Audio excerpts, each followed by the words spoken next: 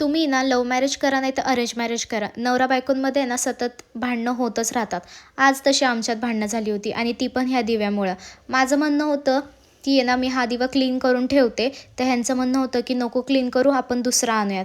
पण मी काय थांबले नाही, कारण की माझ्या अंगातली कंजूसबाई जागृत झाली. त्यामुळं मी पहिले ना तो दिवा क्लीन करायला घेतला, स्वयंपाक वगैरे बाजूलाच ठेवला आणि तो दिवा क्लीन करण्यासाठी मी एक गरम पाण्याचं पातेलं घेतलं होतं. गरम पाणी करून घेतलं होतं, त्याच्यामध्ये डिटर्जंट पावडर आणि सोडा टाकला होता आणि त्याला थोडीशी वाफ घेऊन दिली आणि त्याच्यानंतर त्याला हलक्या हाताने घासलं. रिझल्ट तुमच्या समोर आहे, किती छान दिवा निघाला होता. आता जेव्हा हे कामावरून येतील ना, मी त्यांना नक्कीच दाखवेल. त्याच्यानंतर आज माझा उपवास होता, उपवासासाठी मी खिचडी करायला घेतली होती. तुम्ही ह्याला काय म्हणता, शाबूची खिचडी का शाबूची उसळ, हे सुद्धा नक्की मला कमेंट करून सांगा.